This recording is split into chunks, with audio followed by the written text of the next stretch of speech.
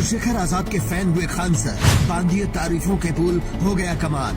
अब मनुवादियों के दिल पर चलेंगी छुरियां। शिक्षा के क्षेत्र में क्रांति लाने के बाद सरकारी अस्पतालों के मुंह पर तमाचा मारने वाले और प्राइवेट अस्पताल मालिकों की खटिया खड़ी करने वाले खान सर ने चंद्रशेखर आजाद की तारीफों के ऐसे पुल बांध दिए हैं कि मनुवादियों को नींद नहीं आएगी, क्योंकि पटना वाले खान सर तो चंद्रशेखर आजाद के फैन निकले। आपको पता है कि खान सर अपनी सच्चाई और बेबाकी के लिए जाने जाते हैं। वो जो बोलते हैं वो लगभग हर मौके पर सही साबित हुआ है। तो अगर उन्होंने चंद्रशेखर आजाद के बारे में कुछ कहा है तो जाहिर है भीम आर्मी चीफ की ख्याति दूर तक जा रही है। तो पहले सुनिए चंद्रशेखर आजाद के लिए खान सर ने क्या कहा है, उसके बाद आपको सबूतों के साथ समझाएंगे कि वो आजाद समाज पार्टी के मुखिया के दीवाने क्यों हो गए हैं।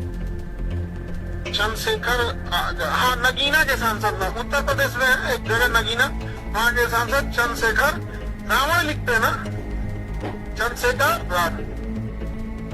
आजाद समाज पार्टी है ना उनकी, उनका अपना पार्टी। देखो, इंडिविजुअल सांसद वैसे भी बहुत बोल्ड होते हैं, क्योंकि पार्टी का गाइडलाइन नहीं फॉलो करना है। पार्टी का गाइडलाइन फॉलो नहीं करना, भैया इंडिविजुअल सांसद है वहाँ पर। और दूसरा, वो इंसान भी क्रांतिकारी है। आप लोग मिले।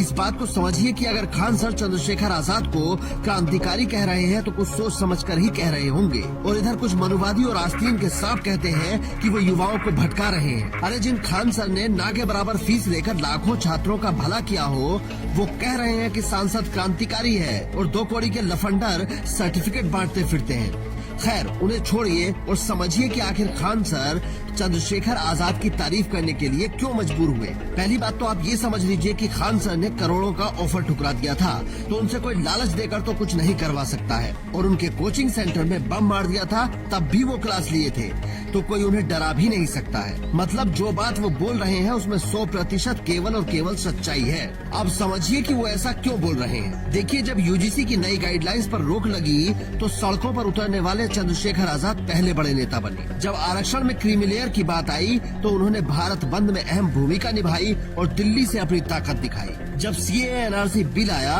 तो जेल से आने के बाद सीधे जामा मस्जिद पहुंच गए और संविधान दिखाकर सबको हिला दिया। कपसाड़ में जब दलित बिटिया के साथ अन्याय हुआ तो पुलिस से भिड़ गए। हाथरस में जब दलित बिटिया के साथ घिनौना काम हुआ तो सरकार से भिड़ गए। मतलब जब जब कमजोर लोगों को जरूरत पड़ी है, चंद्रशेखर आजाद सीना तान कर सबसे आगे खड़े दिखे हैं और इसीलिए लोग उनसे मदद की उम्मीद रखते हैं, जिसका सबूत ये तस्वीर है।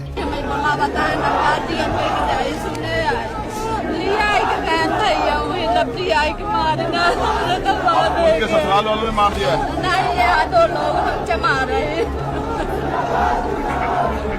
गाँव में मारा है। एकदम बिटिया मार समझिन खड़ी। हम सब दिखाई दे रहे तो जाने क्या पका जमाना चुप हो जाओ पहले, चुप हो जाओ, चुप हो जाओ पहले, चुप हो जाओ। मानव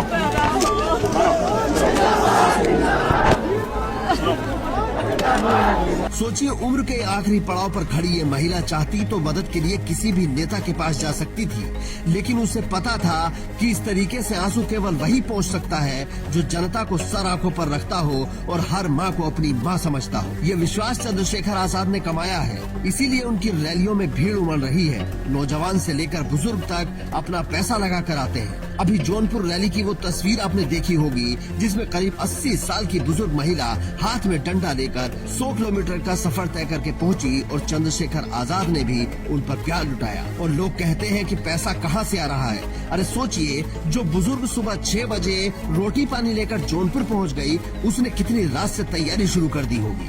जिस दिन आपको ये समझ आ जाएगा, उस दिन आप भी जनता के मन में घर करने लग जाओगे।